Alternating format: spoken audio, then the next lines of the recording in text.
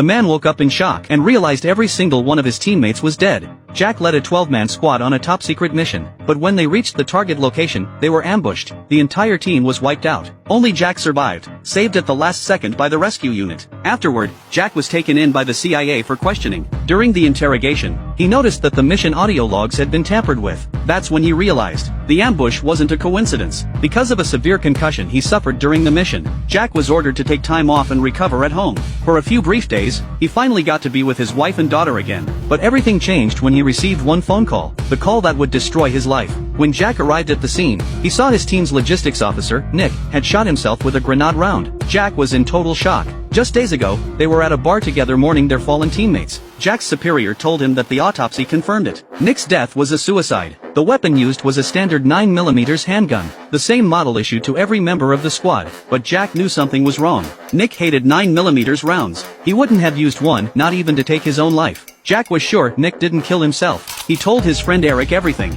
Eric promised he'd back Jack up no matter what. A few days later, Jack went to the hospital for an MRI. As he opened his eyes, a masked man was standing right beside him. Jack calmly asked, "Is this how you killed Nick too?" Before the man could answer, another gun slowly rose into view. Jack exploded into action, fighting both attackers in the narrow room. He managed to overpower one of them, until his concussion kicked in. His vision blurred. The masked man pulled a knife and slashed toward him. That pain snapped Jack back to focus. He countered fast, but the second man grabbed him from behind, locking his arm around Jack's throat. All three struggled violently. Then Jack found his strength. He twisted free, grabbed a fallen pistol, and shot one of the masked men dead. The other one bolted. Jack spun around and fired a shot after him, then chased him down the hallway. When he stopped to reload, Jack realized something horrifying. The gun in his hand was his own, but before he left home, he'd locked that gun in his safe. That meant only one thing. The masked men had already been inside his house. Jack's heart dropped. He jumped in his car and sped home, calling his wife over and over. No answer. When he finally burst through the door,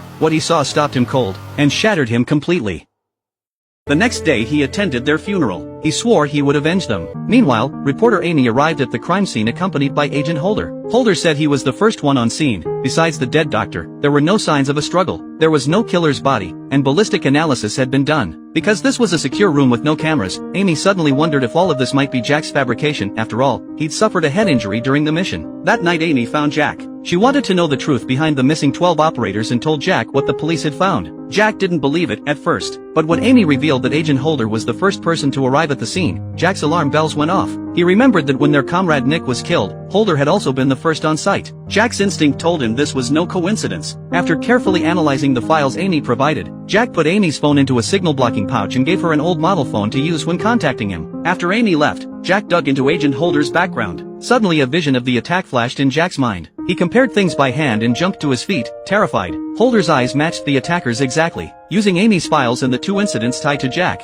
Jack formed a bold suspicion. He decided to investigate Holder personally. Jack's revenge officially began. Every day Jack tailed Holder and ran a deep background check. He passed everything to Eric and, with Eric's help, broke into Holder's house. They stole every file from Holder's computer. Inside the files they uncovered a shocking secret. 2 days before the incident, Holder had secretly stolen Jack's fingerprints from a military system. That confirmed Jack's suspicion. Determined to get answers, Jack crept into Holder's bedroom at night, pocketed Holder's gun, and shoved the muzzle into Holder's mouth. Jack forced Holder to name the people behind it. Terrified, Holder blurted out a name. At that moment Jack felt a sharp pain in his head. Holder tried to fight back, but he had badly underestimated Jack. Jack decisively shot Holder dead. Then Jack staged the scene to look like a suicide, and vanished into the night. But this was far from over. 2 more names were added to Jack's list. Jack readied his high-quality weapons, preparing to personally execute the next target. Jack glanced around and instantly sensed something was wrong. He quickly signaled Amy to leave the area. As they got in the car to drive off, Jack noticed a vehicle tailing them. He suddenly slammed the car into reverse and crashed into it hard. Then he jumped out and fired at the pursuers, taking them down. After killing the driver, Jack grabbed a folder from the car. He tossed it to Amy. It was filled with files about him. Amy finally believed everything Jack had said. Jack sped off immediately. They drove to a parking lot, where Jack told Amy everything he knew, and instructed her to hide. Then Jack went to meet Eric and revealed his entire plan. Jack's next target was Saul, and he needed Eric's help to gather intel on him. The next day, Eric disguised himself as a golfer, and successfully infiltrated the course where Saul often appeared. He carefully studied the area around the target. Meanwhile, Jack prepared his assassination tools. He set up an M24 sniper rifle, grabbed 2 axes from the wall, and once everything was ready, he began his mission. Saul had no idea death was closing in. While he was washing up in his room, a shadow silently dropped from the ceiling. Sensing something off, Saul stepped out to check. But the moment he turned around, Jack appeared behind him and threw a plastic bag over his head, pinning him face down onto the bed. Jack tied him up tightly. Saul soon passed out from lack of oxygen. When Saul woke up,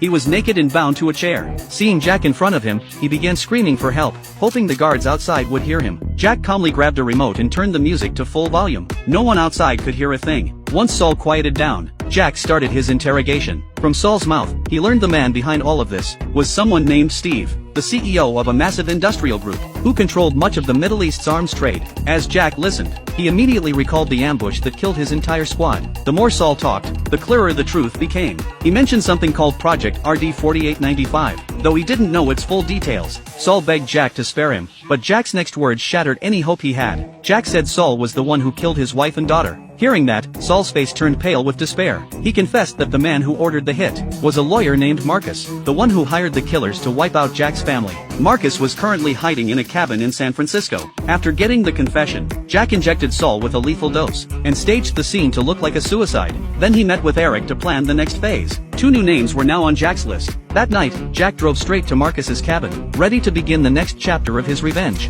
Jack set up his sniper rifle, placed the wind gauge, and adjusted the elevation turret with precision. Once everything was ready, he waited patiently. A speeding Porsche roared down the road toward his position. Jack didn't hesitate, one clean shot, and Marcus was hit straight through the head. The car lost control, flipped into the air, and crashed down the cliffside. Jack approached the wreck, pulled a phone from Marcus's jacket, and used a data extractor to copy everything from it. Once the upload was done, he drove straight to the airport to meet his friend Lisa. Jack told her everything about his wife and daughter's murder, and the revenge mission he was on. He asked Lisa to fly him to Mexico, but warned her to head back immediately once they landed. Lisa refused. She was determined to stay and help Jack avenge his family, so the two of them went together. On the plane, Jack sent the copied data to Eric, asking him to dig up anything useful before they landed. As the plane took off, Jack pulled out a drawing his daughter had made, flipped it over, and crossed Marcus's name off the list. His third target eliminated, but Jack didn't know. He had already stepped into a political conspiracy. Back in the US, the police launched a full investigation into him. Detective Tony, who was leading the case, was stunned when he discovered Jack's file. Jack wasn't just any soldier. He was a decorated Special Forces veteran, a Silver Star and Army Commendation Medal with Valor recipient. So why had a hero like him turned into a killer? Tony suspected his superiors were hiding something, and he ordered his team to dig deeper. Meanwhile, Jack arrived in Mexico, and met Luke, his late father's old friend, who led a powerful private security force there. The next day, Luke's team finally found the man who killed Jack's family. He had recently returned from Los Angeles, and was now hiding in an abandoned factory in Ensenada, recovering from a wound on his left arm.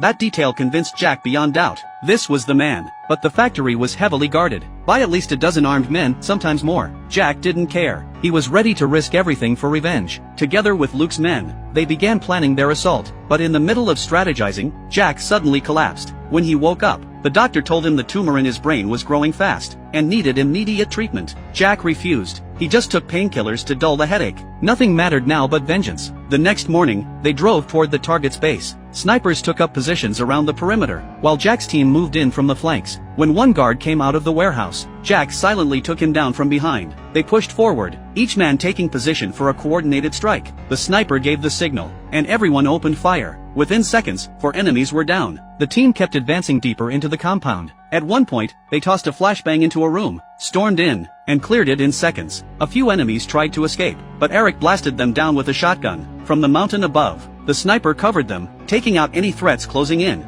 Then they reached another room, this one full of hostages. Jack had seen this before. He signaled Eric to stay sharp, then shot the last gunman dead, and freed the captives. Pushing forward to the backyard, they finally spotted the target. But as they advanced, a bullet hit Eric from behind. Thankfully, his vest stopped it. He waved Jack on, telling him to finish the job. Jack moved up quietly. Inside, the killer was already aiming at the doorway. The tension was unbearable. Then suddenly, Jack appeared at the window, fired a single shot, and dropped the man to the ground. He stormed inside and restrained the target. Then Jack did something that shocked Eric. He hung the man up, and pulled out his daughter's favorite hatchet. He tore open the man's shirt, and after several brutal blows, the killer finally stopped breathing. But that was just the beginning. The faces that would emerge next were beyond anything Jack could have imagined.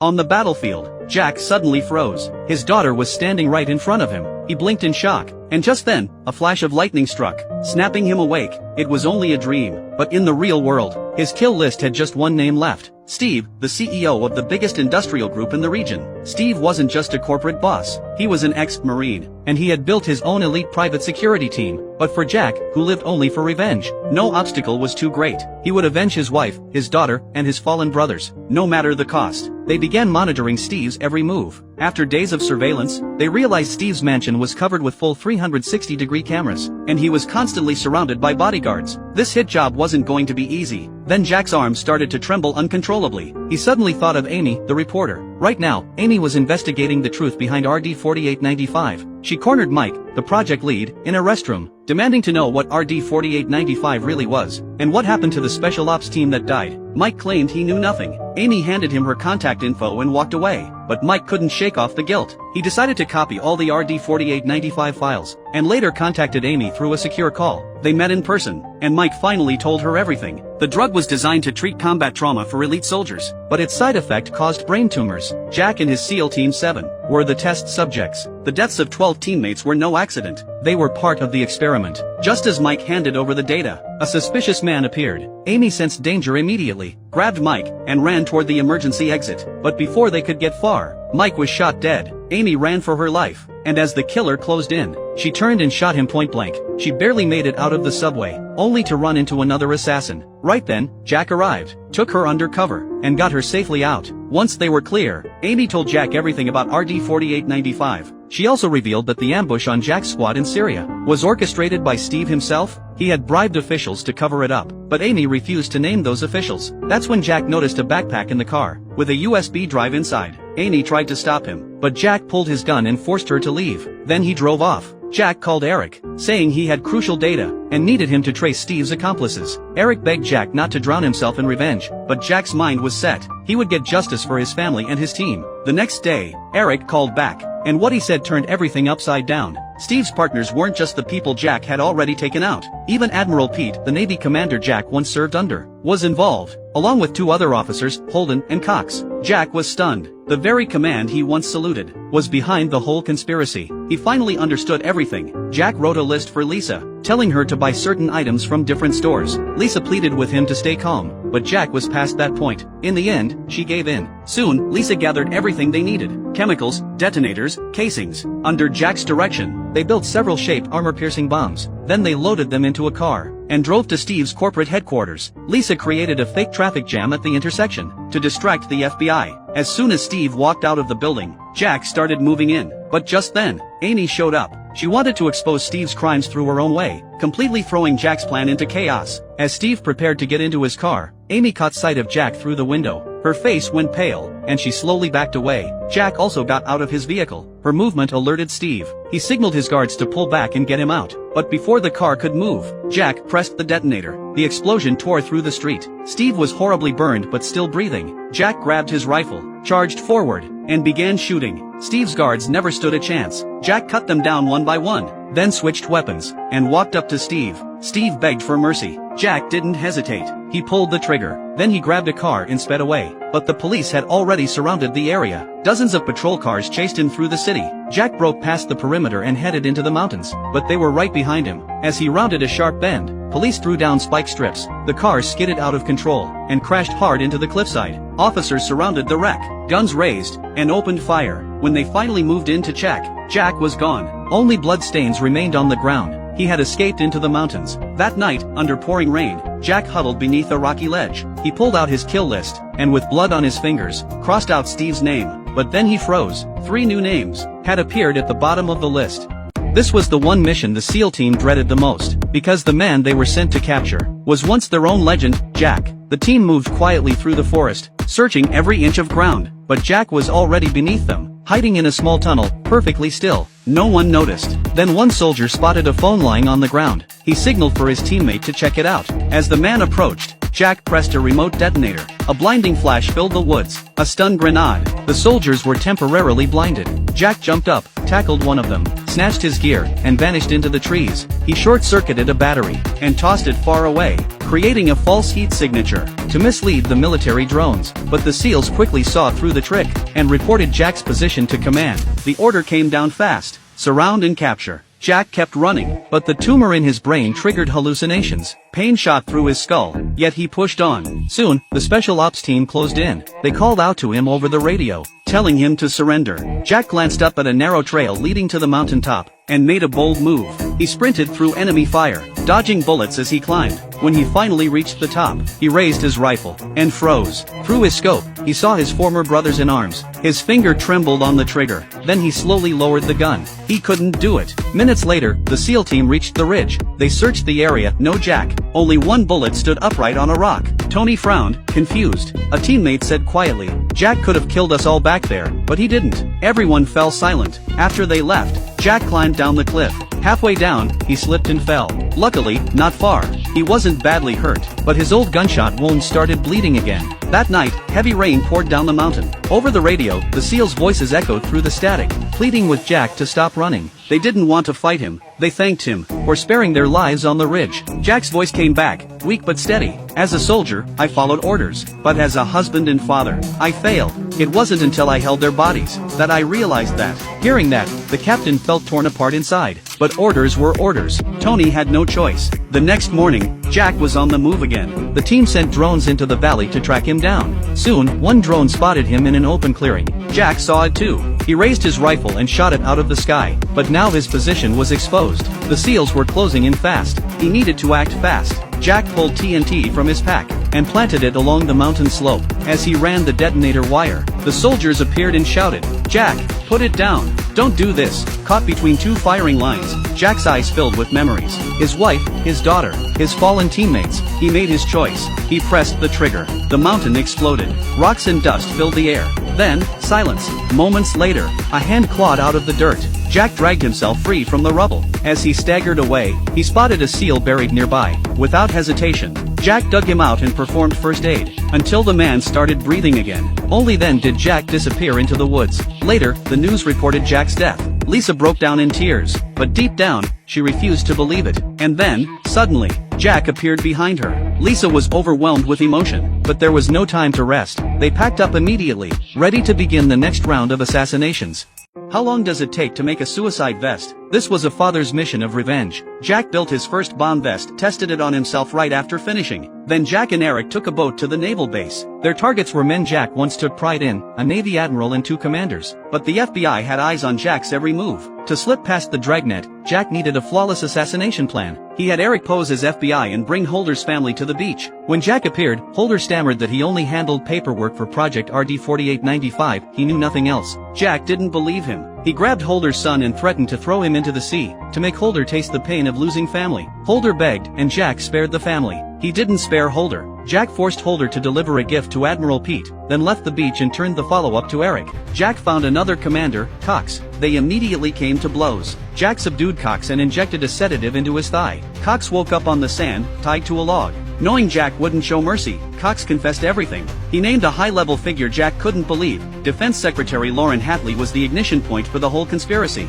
Jack left Cox to the tide. As his strength faded, Cox was swallowed by the sea. Holder went to the Naval Command and saw Admiral Pete. He handed Pete a phone. When Pete heard Jack's voice, he cursed. Holder then unzipped his jacket to reveal 2 Claymore mines. Pete begged for mercy. He tried to name the masterminds, but Jack already knew it all. Jack dialed the phone attached to the explosives. The blast tore the place apart. Pete and Holder met their doom. Now only one name remained on Jack's list, Defense Secretary Lauren Hatley. Hatley holed up in a safe house with heavy guards outside. Jack didn't care. They approached the safe house by water. Jack swam in underwater while Eric set up a barrette to cover the perimeter. When Jack reached his position, Eric blew up a speedboat to draw attention. Jack moved toward the safe house while Eric darkened all the lights. Unluckily, a special operations team also arrived nearby. Eric signaled Jack to abort, but Jack refused. He fired an RPG, blew up a vehicle, then opened fire on rushing guards. Jack fought his way inside. On the second floor he threw a smoke grenade and used thermal optics to pick off the interior security. As he pushed forward, a guard pinned him to the wall. Jack pulled his hatchet from his belt and smashed back. Jack reached Hatley's bedroom. Amy rushed in to stop him. She told Jack Hatley hadn't taken money. Hatley's files contained one last account named Oberlin. That account belonged to an agent, the same agent who'd orchestrated the ambush in Syria. Jack wouldn't listen. He insisted Hatley was the architect of RD-4895. Hatley couldn't live with the guilt. He killed himself before anyone could take him. When the FBI arrived, only Hatley's body was left. Jack, exhausted, prepared to leave, but Tony had a gun on him. Tony didn't want to shoot. At that moment the radio confirmed Hadley's death was suicide. Tony watched as Jack slipped into the water and disappeared. The scandal broke in the press, but the final account's mastermind was never found. Jack investigated layer after layer until he uncovered a despairing truth. Eric was on a yacht vacation. As Eric stepped into his cabin, someone appeared behind him. Jack couldn't accept it. The friend he trusted was the hidden hand all along. Through tears, Jack demanded the whole story. In the end, he killed Eric. Then Jack tossed his death list into the sea.